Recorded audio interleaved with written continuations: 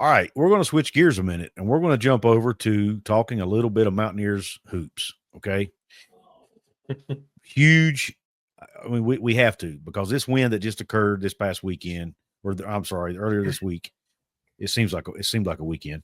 Yeah. That occurred this past week. The win over Kansas at Allen Fieldhouse is one of in my opinion, one of the biggest wins in the modern era of West Virginia basketball, just because of the circumstances. New coach, new roster, down 2 starters. You're playing at a place who hasn't lost a conference opener in 33 years. 1991 was the last time they lost a conference opener, home or on the road. Yep. And a place that Bill Self's only lost 18 times in his entire career. I mean, there's just go down the list of accolades, right? They exist. Again, they were down 2 starters. They had travel issues. Their hotel lost power. I mean, you name it. It was up against them, and they still were able to pull off a win. So what are your thoughts, Jonathan, when you saw the Mountaineers pull off that W against Kansas this past Tuesday? Guilty as charged. I didn't see it coming. To be honest, I think maybe I had the same thoughts as a lot of people that followed this basketball team. As I thought, man, we had such a good opportunity this season, and it's dwindling away on us because of injuries and whatnot. Mm-hmm. And for them to go in there, and it was kind of crazy. It was like, they started the game pretty well. There was a little bit of a lead. And you just kind of thought, Kansas come back. And they kind of built that into a 13-point halftime lead. And my thought was, Kansas is going to come back. And then I think it got up to, 18, 19? Mm-hmm. Yeah. And even then, Couz, I still said Kansas is going to come back. And they did. Yeah. And then, again, guilty as charged, when it became a 1-point game, 2-point game, even a 3 or 4-point game, I thought, we're going to go all the way here and get all the way this far to lose the basketball game. But they didn't. Yeah. Surprised. Just a heck of a job by this team. I kind of pulled up the box score because it has been a couple days. I don't know that I had Eduardo Andre for 15 points, 6 boards, 4 blocks, and 7 of 9 from the field on my bingo card. Yeah, I did. I definitely didn't. But just add that to the long list of things I didn't have on my bingo card. I'd have to take a hard look at other teams' resumes right now.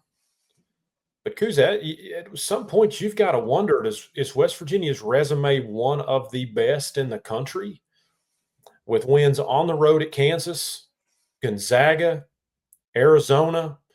Maybe you could throw Georgetown into that mix as well. So when you've only played 12 games, you've got 3 or 4 good wins. It's a pretty good resume pretty early. Yeah.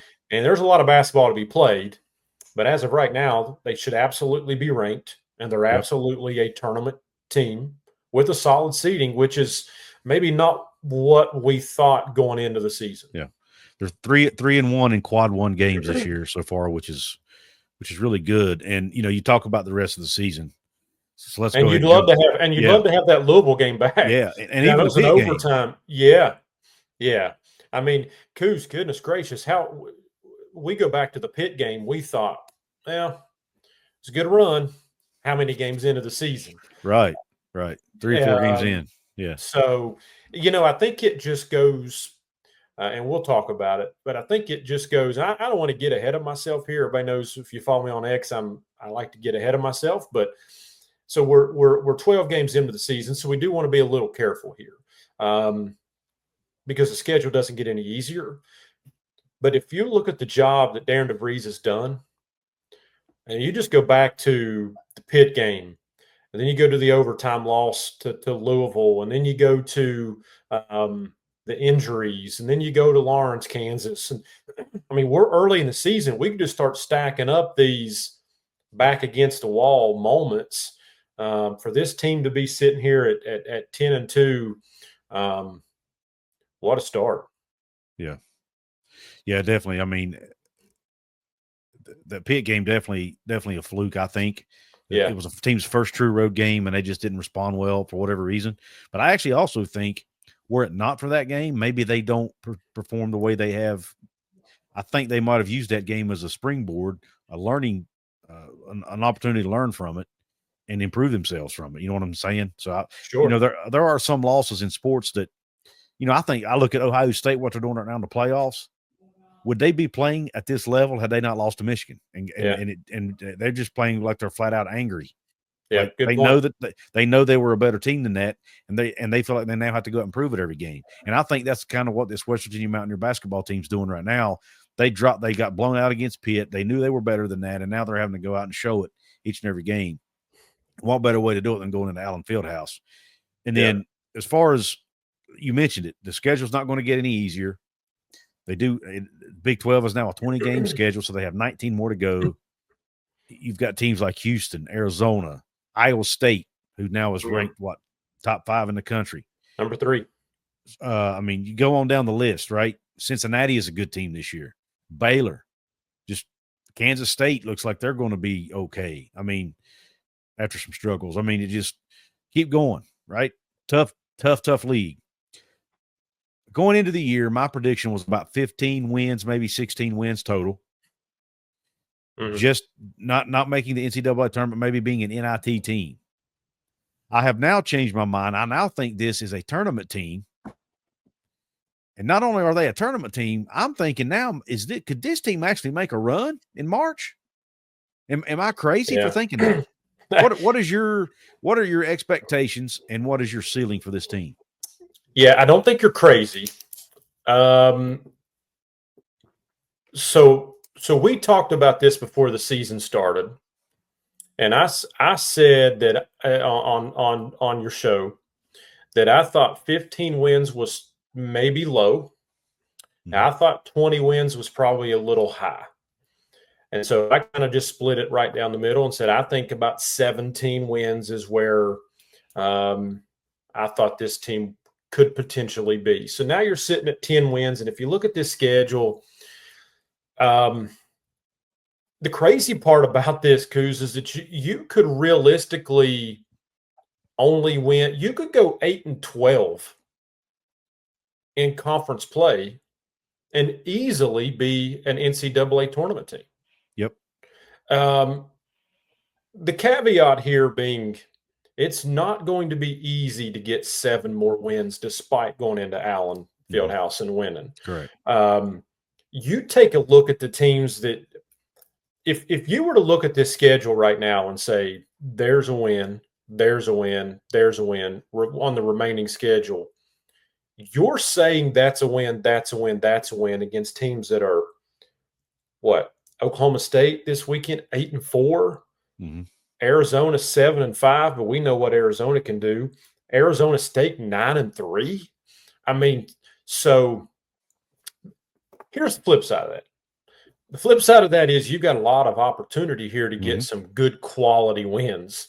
Yep. So if you can pluck out another 6 or 7 wins, and maybe you can get a Houston, a Cincinnati, an Iowa State, somebody like that. You've already got Kansas. But you have to try your best to take care of business against your, Central Floridas, your Oklahoma States. Those are opportunities. And I guess where I'm going with that is that was a great win against Kansas. But if you come home and lay an egg against Oklahoma State, it was almost all for naught. Yep, agreed. And so you have to capitalize on that. I'll be curious what this team looks like going forward with the health of this team. Is Tucker DeVries going to come back this year? That seems to be a huge question mark. Is Jaden Stone going to play at all this year? That's been a question mark all season. And then Amani Hansberry, that one seems to be the most likely to return. But if we've learned anything about this team, injuries are kept as quiet as anybody. It's unbelievable trying to get an idea what the health of this roster looks like when somebody gets injured. So I still feel pretty good just because of the schedule to say that my 17 wins is I'm still there. Could they reach 20 plus? Yes. What I saw, I don't want to get ahead again, but from what I saw against Kansas, could I see this team making a run? Absolutely. Yeah. Absolutely. Yeah, agreed. I think I'm now going to settle on. I think 20 would be the ceiling for me. But Yeah. I see my realistic expectations now sits around the 17, 18 win mark, which puts them at that 8-12 conference record. And that's assuming now that if Tucker DeVries comes back and is healthy, I might I might actually change my mind. But right now, it doesn't look like that's going to happen. But we'll see. But if you could get Hansberry should be Jaden back. Stone, if you could get Jaden Stone to come back, Yeah. And I'm not trying to put him on the same level as Tucker, but it lessens that blow a little bit, right? So if you could get him back now, he's not played all season. You're 12 games in, he's not practiced, not played. It's going to take him a while. He's not going to just walk out there and just be in great shape and game ready. The only worry that I have for the rest of the season would be A, the schedule is unbelievably tough, and B, you're getting to a point with Tucker out, with Jaden Stone out, and if Hansberry continues to miss any action, you're pretty thin. Yep. And so you're riding that thin line of you can't afford anybody else to get hurt. Yep. We even saw some players at Kansas who don't typically get many minutes thrust into action and played well. But this team, as long as you've got Javon Small running the show, Jonathan Powell's only going to get better. If you can continue to get some production out of Andre and confidence that's a thing, man. That's a thing. And so where's his confidence at right now? So feel pretty good about the team. And my goodness, what a hire Darren DeVries has been. Holy cow. It's been awesome. Loved his shirt. No excuses. No excuses. And even talked about that after the game. Even talked about it. So we're not an excuse program. And you want to talk about defining West Virginia. That defines West Virginia. We're not an excuse program. You love to see it. You do, man. You do. Well, listen, I'm gonna have to cut it short here. I just got a text. I've got somewhere to be 15 minutes earlier than I thought. So such is family life, right? Congratulations. But anyway, Jonathan, real quick, man, where can everybody find you? Yeah, over on X, Jonathan K. Martin. There's no H, so it's JONATHAN K. Martin, and just a lot of West Virginia college football, college sports content over there. Yep. Thanks, Jonathan. We always enjoy doing this show together. This is episode 22. We don't plan on stopping anytime soon. So we thank everybody for tuning in, whether you're watching it on YouTube or tuning in through audio-only platforms. We thank you for the support. Continue to support us. Please give us a 5-star review on audio-only platforms and help us grow that side of it if you don't care. Thank you for tuning in. Have a top shelf day. Q Country Roads.